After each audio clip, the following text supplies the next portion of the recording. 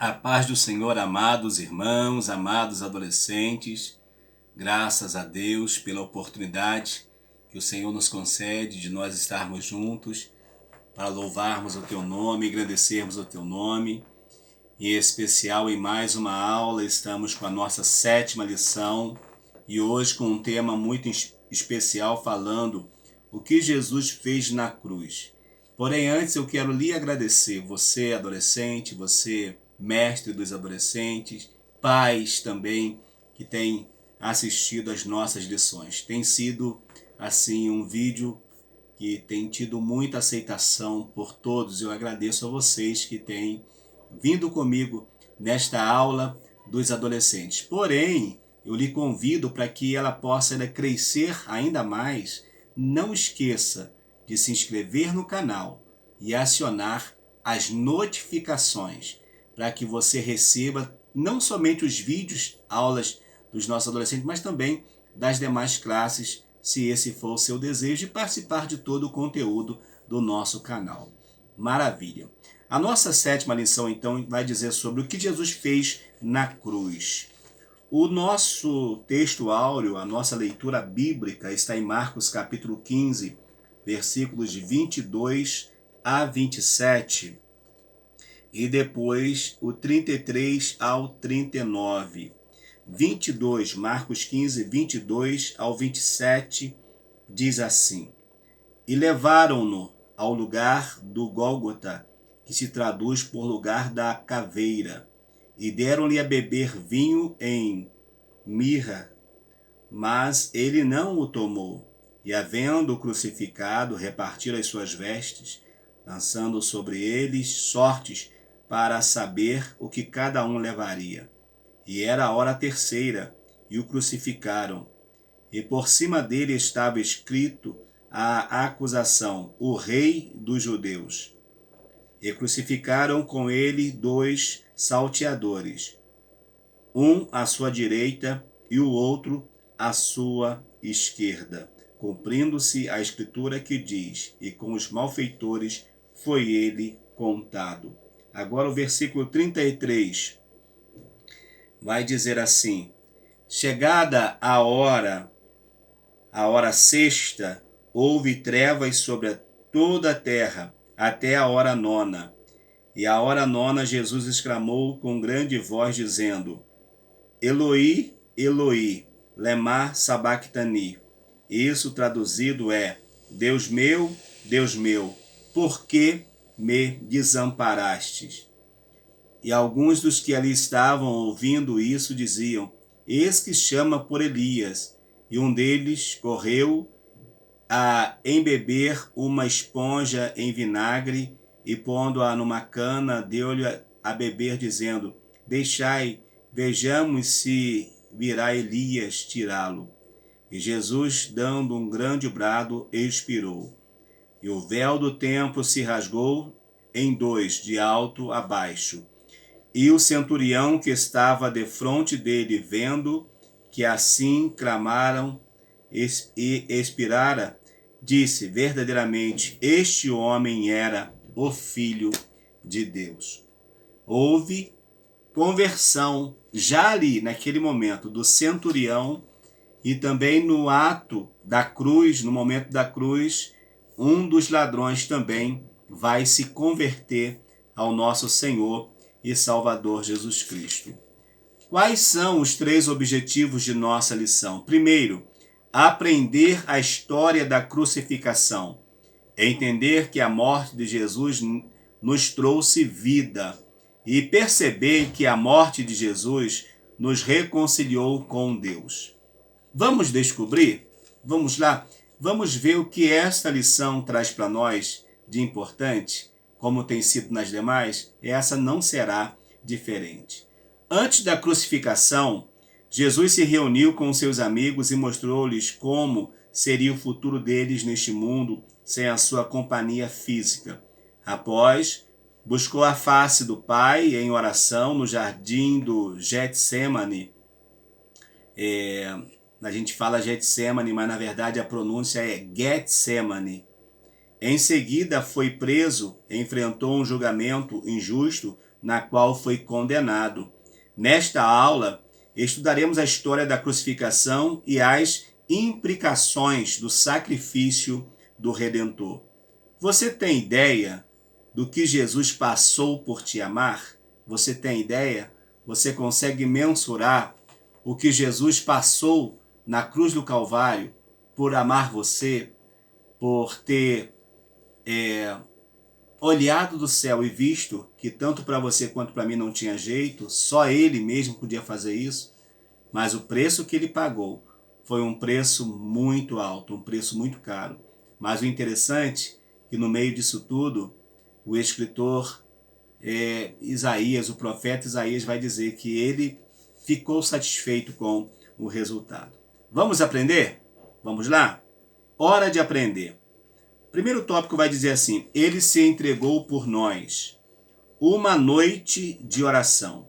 Após a celebração da Páscoa, Jesus se dirige com seus seguidores para um jardim chamado, eu vou continuar falando como a gente fala mesmo, tá? Getsemane.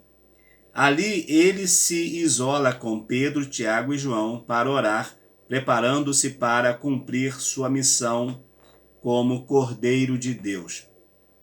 Jesus sai da sua reunião, da hora da Páscoa, da ceia com seus discípulos, com exceção de Judas, porque Judas já está com a intenção de o trair, mas ele sai com os demais e vai então para o horto do Getsemane.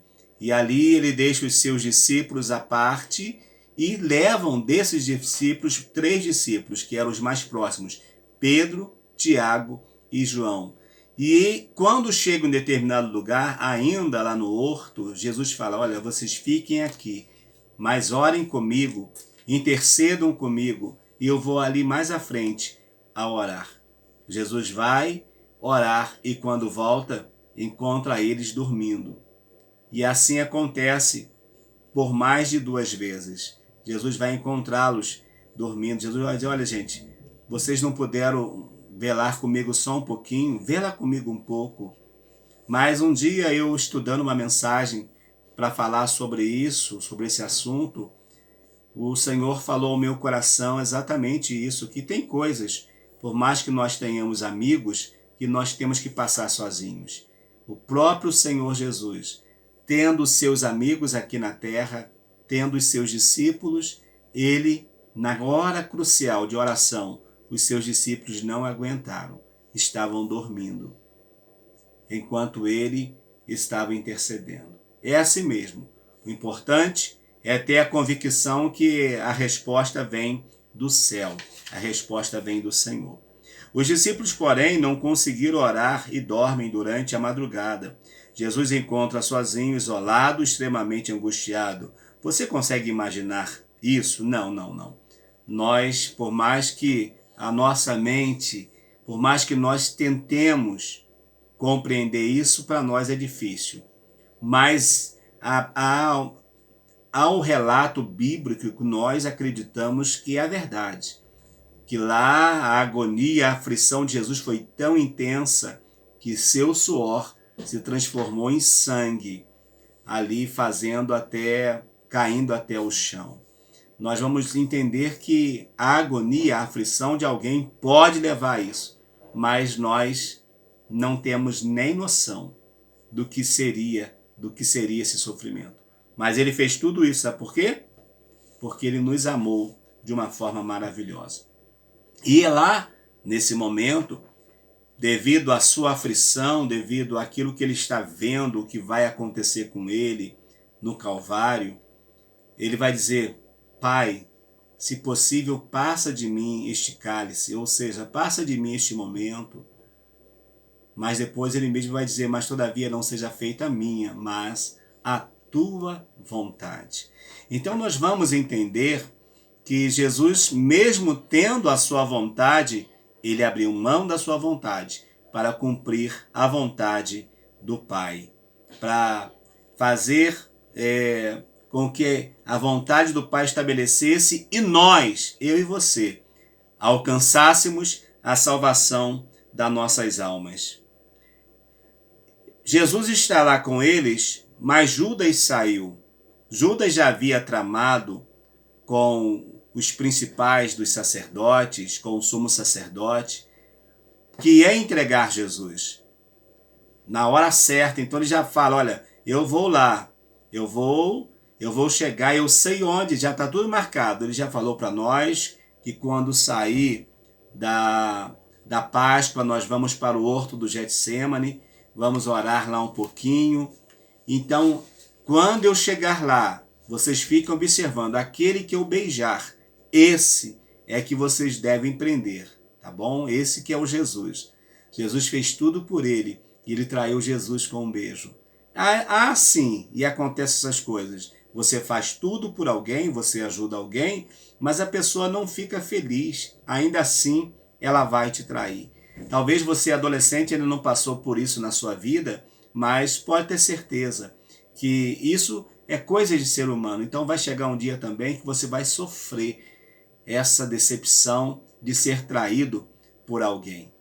Jesus foi traído e isso lhe trouxe essa consequência. Então Judas chega, beija Jesus, e ao beijar Jesus, ele vai ser preso. E aqui o comentarista vai dizer que eles saíram armados, como para prender bandidos, para prender pessoas perigosas. Alguém vai dizer, eu não vejo, né, Pedro, né, carregando a espada. Dá uma ideia, talvez, que ele tenha pego a espada do soldado e com a espada do soldado ter ferido o próprio soldado. Mas vamos que Pedro carregasse uma espada, coisa que eu acho improvável. A não ser que pescador usasse espada.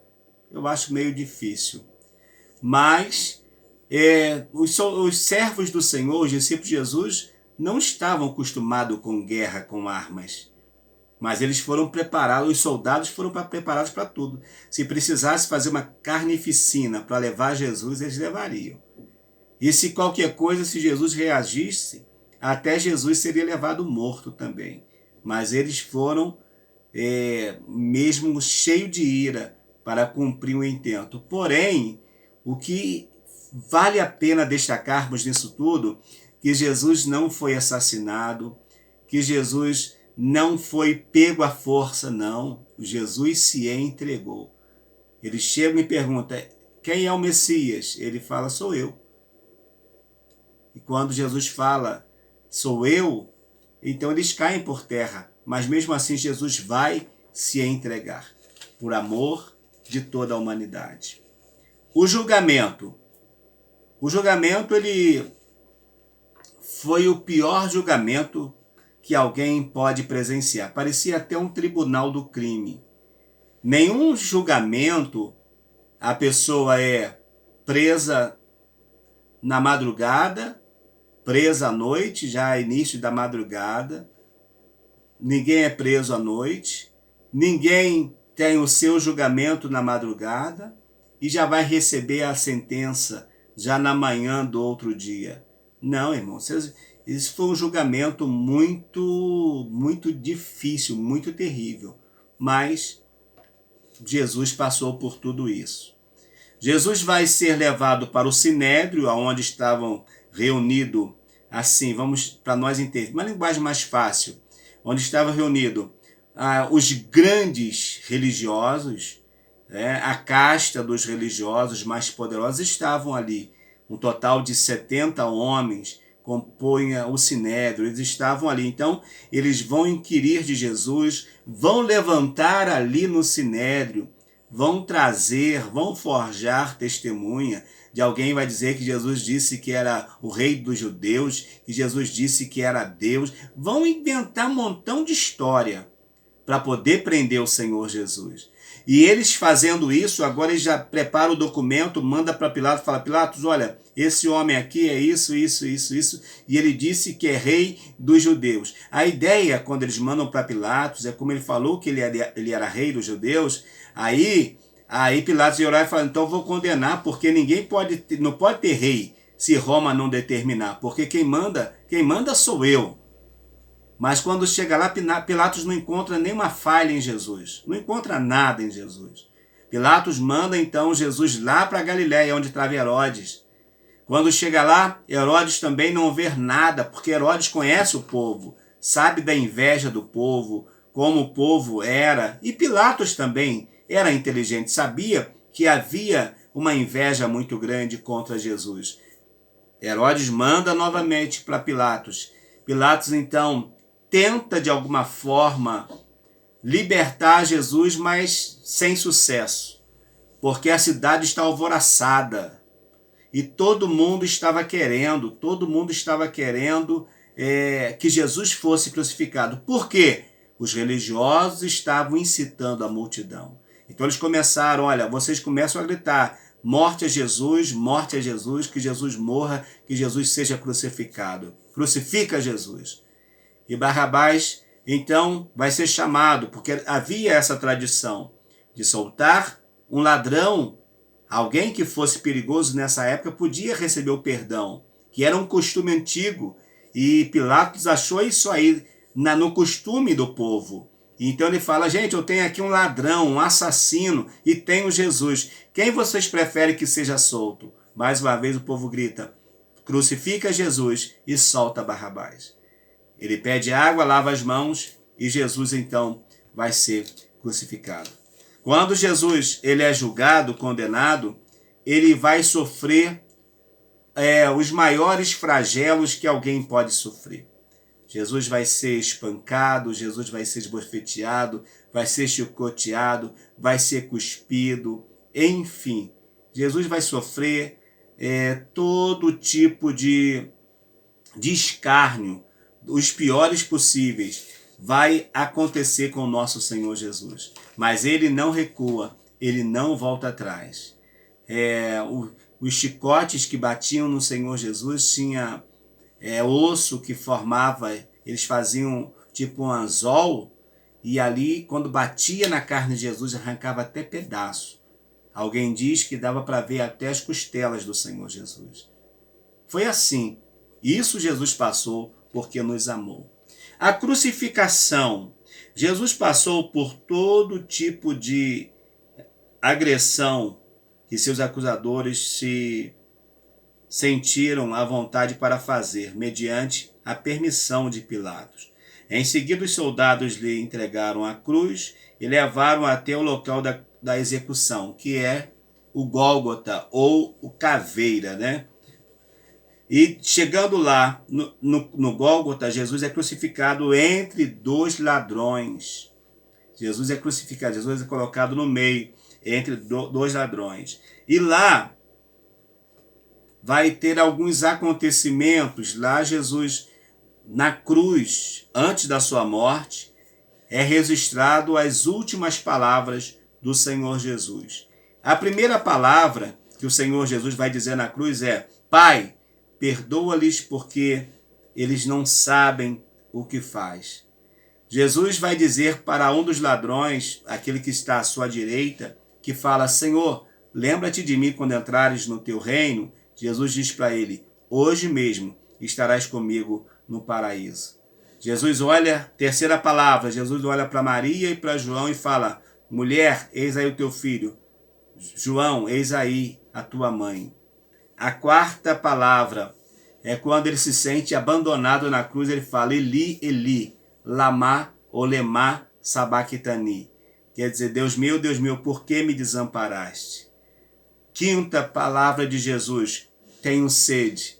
E a hora que eles vão embebedar um vinagre, uma esponja com vinagre, vai tentar dar para ele.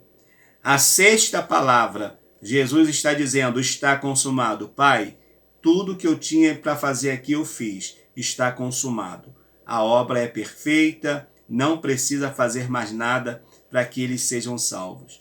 E a última palavra de Jesus na cruz vai ser: Pai, às tuas mãos entrego o meu espírito. E a partir dali então vai acontecer terremotos, vai acontecer que o véu do templo vai rasgar de alto a baixo, o sobrenatural vai envolver. Inclusive, quando Jesus morre, já vai acontecer algo interessante, que sepulcros são abertos de pessoas que morreram por aquele tempo, e eles vão ser vistos andando pela cidade. Que coisa maravilhosa! Jesus morreu, 4. A ressurreição. O corpo de Jesus foi solicitado por José de Arimateia e por Nicodemos, duas pessoas de alta influência.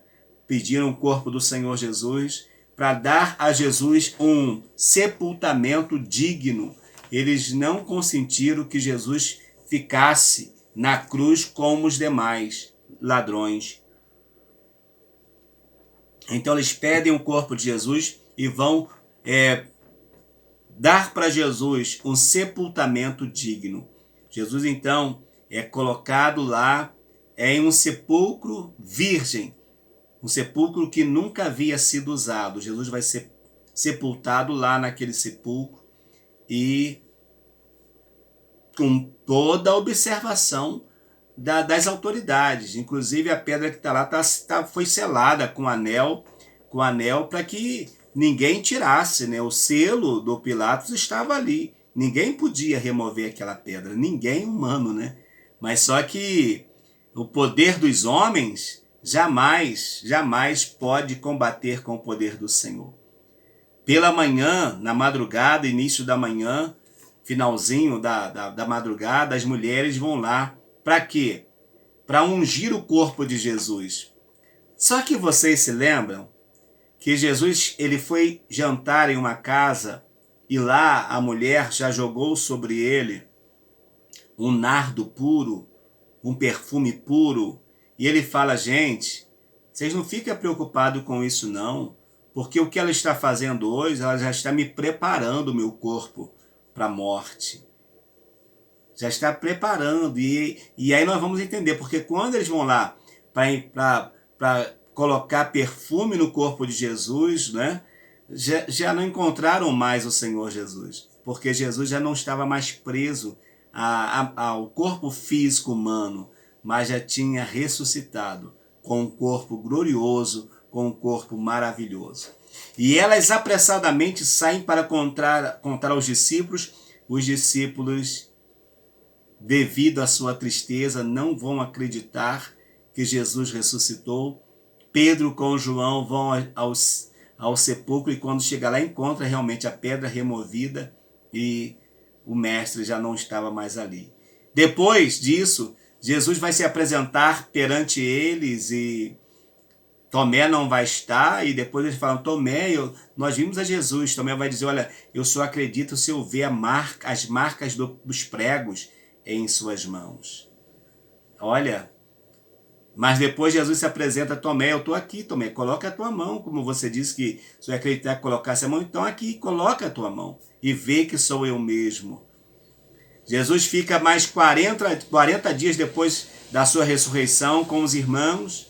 E por último, diz Paulo que mais ou menos, aproximadamente 500 irmãos tiveram os últimos encontros com o Senhor Jesus, quando ele vai dar a promessa do Espírito Santo.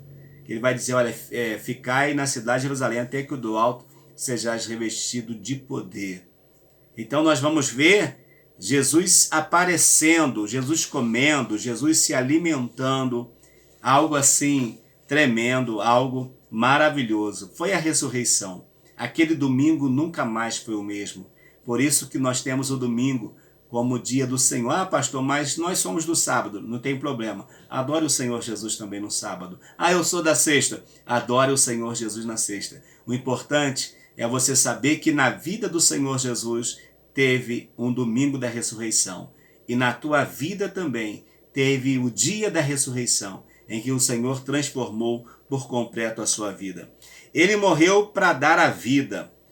Por sua morte viveremos. Coisa maravilhosa. Da mesma forma que pela desobediência e transgressão de um homem entrou o pecado no mundo, afetando a humanidade, pelo sacrifício de um homem santo e justo, as portas da graça se abriram para todos.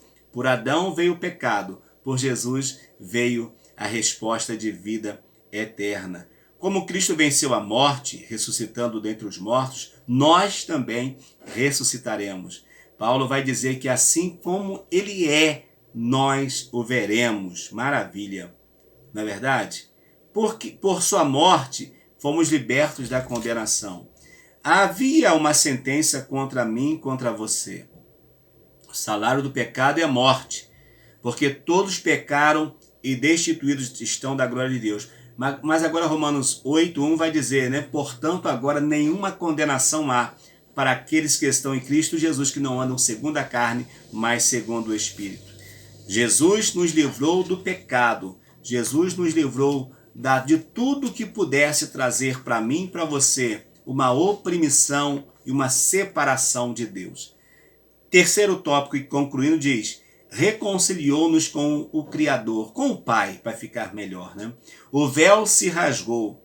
No templo em Jerusalém havia uma pesada cortina chamada véu, que separava o lugar santíssimo do lugar santo, representando que, por causa dos nossos pecados, estávamos separados de Deus. Ou seja, quando se entrava no templo, os sacerdotes, eles tinham a sua área de ação. Primeiro do lado de fora, recebendo os sacrifícios, sacrificando, oferecendo as ofertas.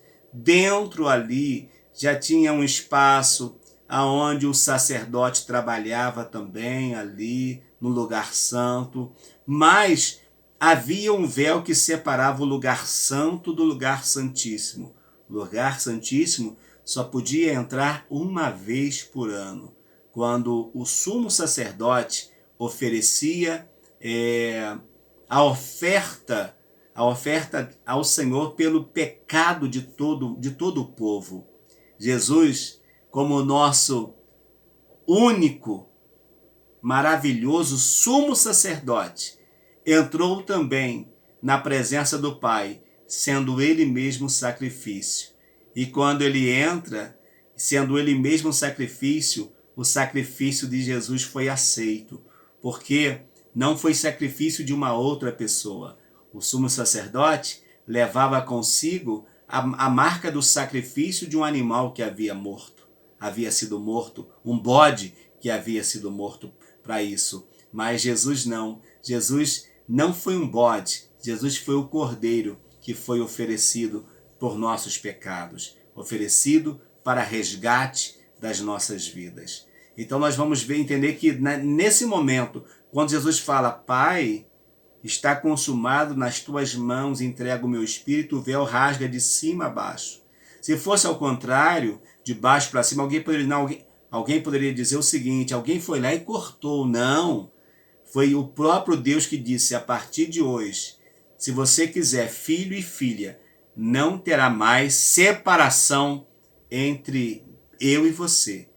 Você poderá se aproximar de mim a hora que quiser. Basta ter na sua vida a marca do sangue. Não de um bode, não de um cordeiro, ou o sangue de um pombinho, de uma rolinha, como era oferecido.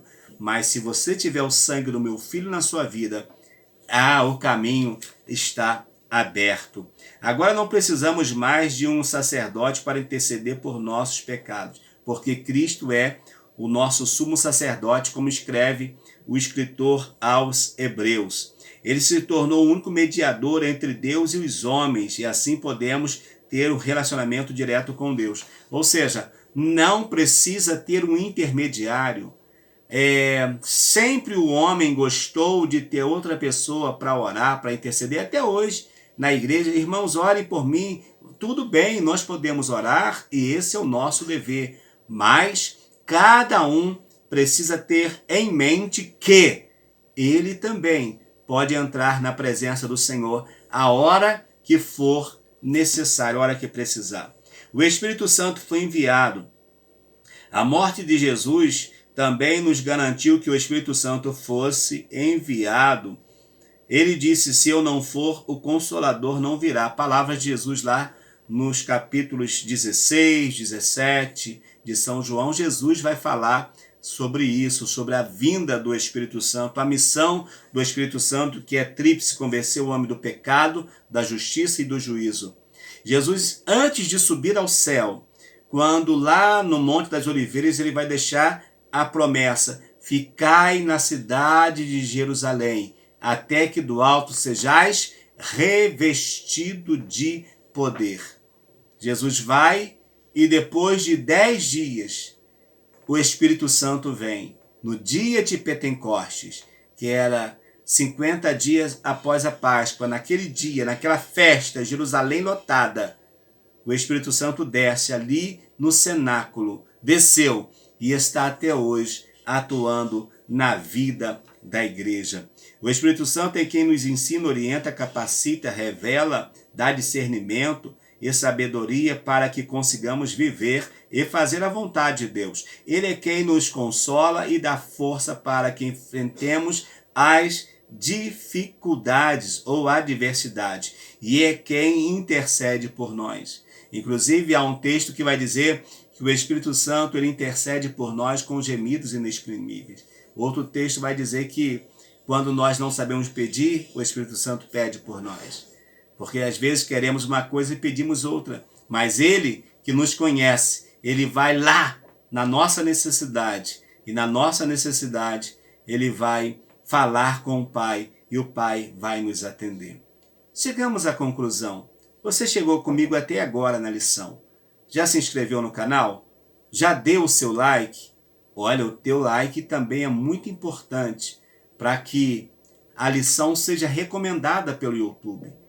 É muito importante o seu like, os seus comentários também e que você possa vir e trazer mais alguém para o canal. Traga o seu filho, traga o seu neto, traga o seu aluno da escola. Não tem problema não, ele vai ouvir a minha aula, a aula que eu estou dando, mas depois ele vai ter o prazer também de ouvir a sua aula, tá bom? Não precisa ficar preocupado quanto a isso. Venha e traga mais alguém para o canal. Mas eu já agradeço a todos que já se inscreveram, tá bom? Concluindo a nossa lição, diz assim: Jesus nasceu como uma criança, cresceu como um homem comum, no tempo certo começou seu ministério. Ele pregou e ensinou. Pregar é diferente de ensinar. Pregar é fixar. Fixar. Você prega, você tem que pregar com eloquência, pregar mesmo para mudança. E ensinar é algo diário. Então Jesus tanto pregava quanto ensinava. Ele fez milagres, porém, seu maior ato foi entregar-se para morrer na cruz em nosso lugar. Ele morreu, mas também ressuscitou. E assim Jesus fez um sacrifício completo e suficiente para atender à justiça de Deus na cruz. Deixa eu trocar a palavra aqui, eficiente ou suficiente. Vamos colocar aqui, Jesus teve um sacrifício eficaz. Porque, sendo eficaz, não é preciso nunca mais que morra mais ninguém para salvar o outro. Não precisa. Porque o sacrifício do Senhor Jesus, ele é maravilhoso. Ele é grandioso. Deus te abençoe, tá bom? Foi muito bom ter a sua presença, foi muito bom ter a sua participação. Que Deus te abençoe de forma especial. E fica aí, então, o finalzinho da conclusão dizendo: e assim Jesus fez um sacrifício completo e eficaz para a minha e para a tua salvação. A 8ª lição vai dizer: o novo nascimento e a justificação. Será mais um assunto fantástico para você, adolescente, que tem estado comigo nas aulas e os demais irmãos também que têm vindo. Deus te abençoe. Eu sou o pastor Valmir Ribeiro e te aguardo para a nossa próxima videoaula em nome de Jesus. Venha somar comigo e traga mais um. Vai ser uma bênção. Deus te abençoe. Um abraço.